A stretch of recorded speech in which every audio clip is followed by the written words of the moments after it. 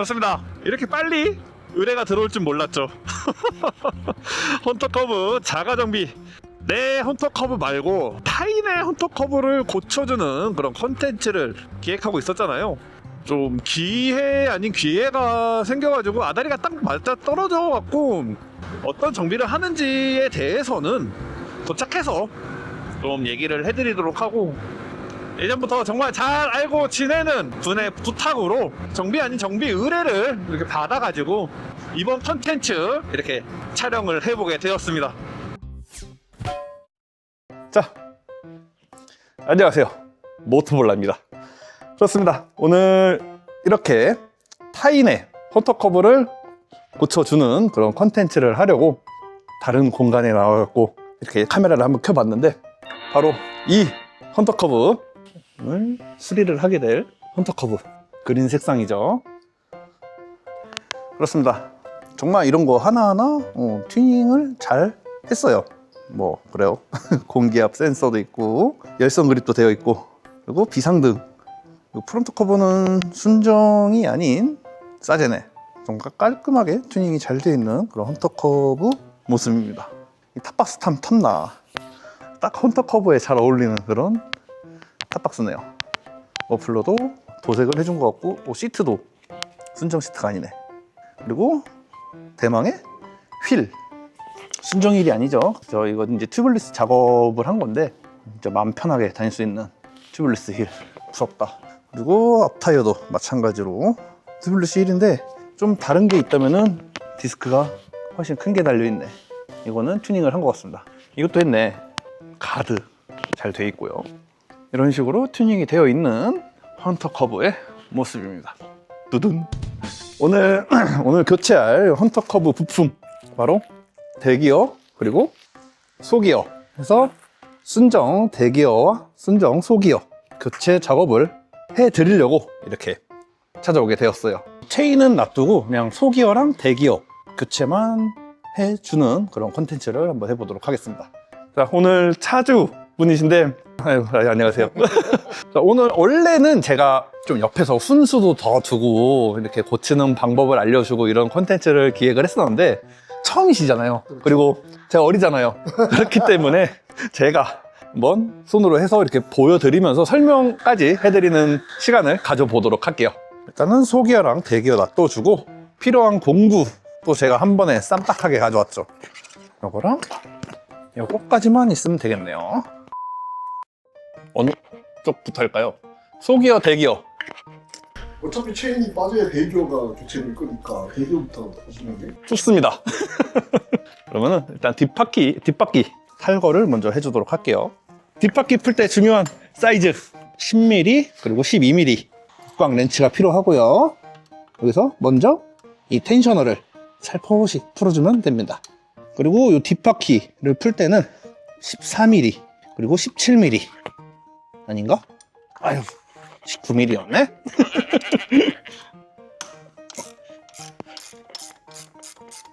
너트, 베어링 잘 챙겨주시고, 얘를 살짝만 앞으로 이 체인이 빠질 수 있도록 이렇게 돌려주시면서 앞으로 빼주시면 되고, 살짝만 들어주세요.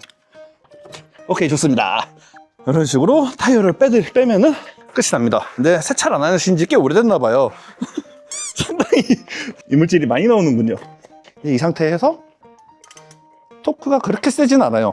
그래갖고 그냥 살짝만 힘줘서 풀어주면은 잘 풀리는데, 볼트 자체가 그거예요.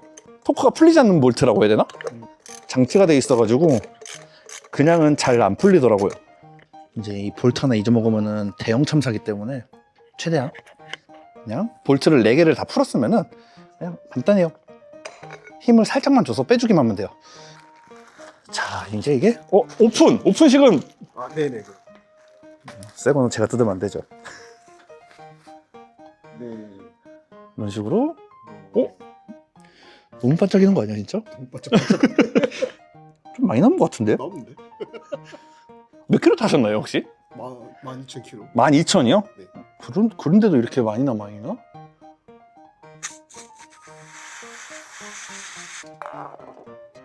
이물질 때문에 더 안 보이는 걸 수도 있기 때문에 살짝 진짜 그래요. 막 달았다고 하고 더러우니까 그냥 바꾼 생각하시고 토벌하니까. 또 이게 가격이 얼마 안 하기 때문에. 맞습니다. 그리고 여기 연 김에 요 베어링 부분에는 파츠 클리너가 안 들어가는 게 좋다고 하더라고요. 그렇죠. 정비의 기본은 청소 아니겠습니까? 맞습니다. 저도 이제 정비를 해드리면서 당연하게 생각하는 게 청소거든요. 꼭 해드려야지 하면서 이 파츠 클리너도 챙겨오고 장갑도 여러 장 챙겨왔습니다. 이 정도면 된 것 같고, 자 그러면은 조립을 해야겠죠. 얘는 앞뒤가 없어요. 그냥 이 상태로 이렇게 바로 넣어주시면 되고, 상태에서 조여주면 됩니다. 너트 앞뒤 안 바뀌도록 조여주면 되시고, 손으로는 잘 안 조여져요 애초에. 그렇기 때문에 어느 정도 손토크로 조일 수 있을 만큼만, 너무 세게 조이면 안 됩니다. 진짜 토크 값을 줘서 조여줘야 되는 애라서. 두둔, 토크 렌치. 자, 뒷바퀴 엑슬러트의 토크 값은 32. 그렇게 토크 값이 높은 편이 아니라서 여론을 위해서 얘만 얘를 조일 때는 시계 방향 같은 걸로, 아니 시계 방향으로 조이면 안 되고 지그재그로 이렇게 조여주면 되겠습니다. 자, 힘이 들어가죠 이제. 오케이, 한 번만. 얘도 힘이 들어가고. 오케이, 들어갔고, 마지막. 오케이. 이렇게 하면은 대기어 장착 완료. 일단 조립을 하고 휠을 최대한 앞으로 밀어놓은 상태에서 그 다음 소기어를 또 분리할게요. 공기압은 충분하신가요? 그럴 겁니다. 살짝만 해주세요. 네, 거기까지. 리어 브레이크가 제대로 체결이 되어야지만 여기 앞으로 들어가면서 고정이 돼요. 이 상태에서 살살살 뒤로 돌려주면서 체인을 껴주면 됩니다. 텐셔너를 끝까지 밀어준 다음에 베어링 넣고, 그리고 나사를 그냥 손토크로 살짝만 조여주고 얘가 최대한 앞으로 빠질 수 있게 하면은 뒤쪽 교체는 완료 되었고요. 자, 다음은 소기어. 기어 페달 밑에 보면은 요 볼트 있어요. 10mm짜리. 이거를 지금 풀어주느냐 아니면은 얘를 분해를 해야 되냐, 이 문제거든요. 얘를 풀 수 있으면은. 무슨 말인지 저도 잘 모르겠지만 아무튼 제일 어려운 작업이다.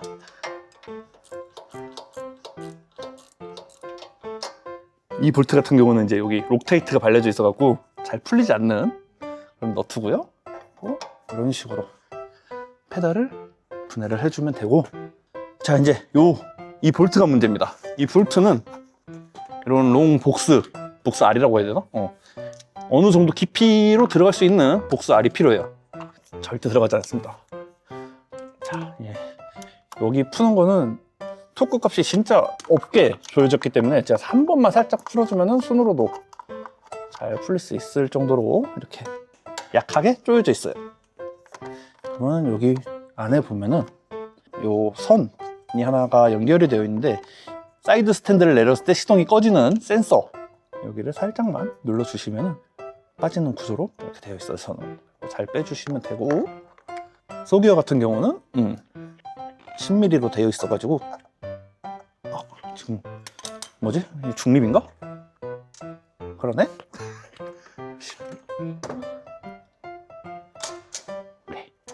기어를 넣은 상태에서 나사를 돌려줘야지 쉽게 풀려요. 안 그러면 같이 돌아가 버립니다. 이 소기어의 토크 값도 거의 없다시피 하기 때문에 살짝만 힘주면 진짜 쉽게 풀립니다. 소기어를 감싸고 있는 이거는 부품이 같이 들어있는 게 아니라서 꼭 잘 챙겨 놓으셔야 돼요. 버리시면 안 돼요. 수평에 맞게끔 해준 다음에 살살살 빼주면은 문제없이 나옵니다. 이런 식으로 소기어도 한번 비교를 해봐야죠. 보시면은 똑같은 순정품이고요. 근데 얘는 한 2만에 한 번씩 갈아도 되겠다 진짜. 근데 생각보다 그러니까요. 얌전하게 다셨나 보네요.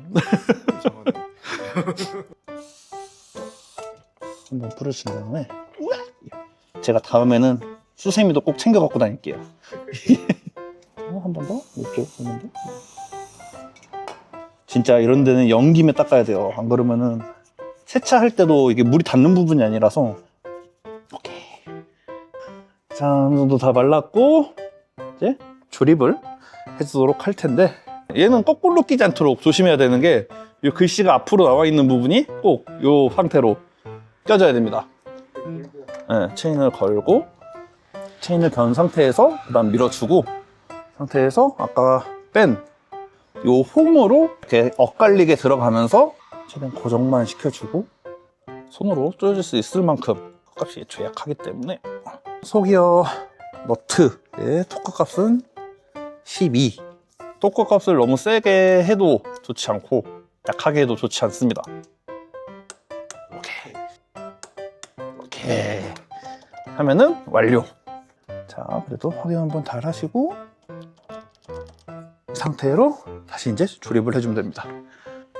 여기가 더러운 것도 내가 못 참지.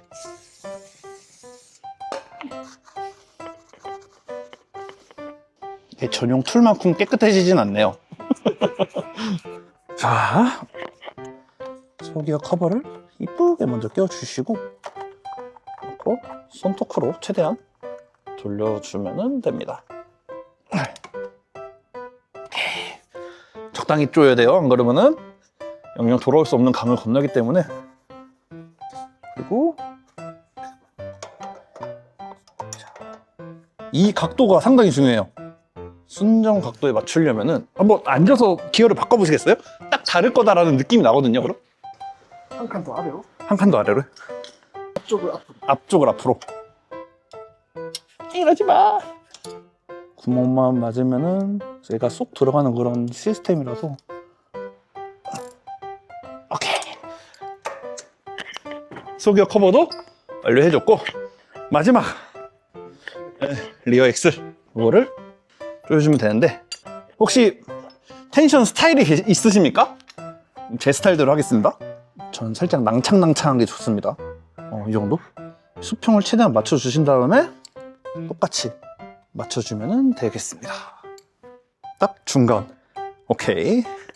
이렇게 맞다고 생각을 드시면은 이 바깥쪽에 있는 10mm 볼트를 조여주시고, 그래요. 뒷 엑슬러트의 토크 값은 59예요. 오케이. 꽉 조여졌고 완료. 아유, 아닙니다. 그리고 한 가지 더. 마무리는 확실하게 해야죠. 그건 안 해도 될 거야. 아, 그래요? 내가 지금 옷이 너무 많이 뿌려가지고. 아. 그렇다면은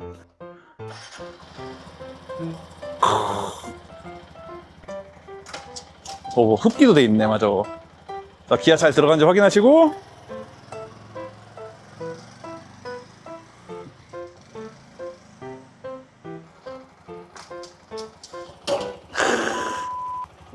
자, 그래요. 오늘 이렇게 대기어랑 소기어 교체를 진행을 해봤는데, 타인의 헌터 커브를 수리를 해준다는, 자가 정비를 해준다는 것 자체가 저는 좀 많이 생소한 그런 하루였던 것 같아요. 그냥 드락스타님이라고 부를게요. 드락스나의 행님의 이런 헌터 커브를 한번 이렇게 소기어, 대기어 교체를 작업을 같이 해봤는데, 혹시나 교체를 원하시는 분들이 있으신다면은 다시 한번 말씀드릴게요. 뭐 댓글이나 아니면 DM 주시면은 뭐 선정해가지고 이렇게 제가 직접 찾아가서 같이 이렇게 설명해 드리면서 좀 더 헌터 커브랑 친해질 수 있도록 하는 자리를 마련해 드렸으면 하는 바람에서 오늘 저의 영상 여기까지 하도록 하고요. 저는 또 다음 자가정비 편으로 찾아뵙는 걸로 하겠습니다. 오늘 너무 감사드립니다.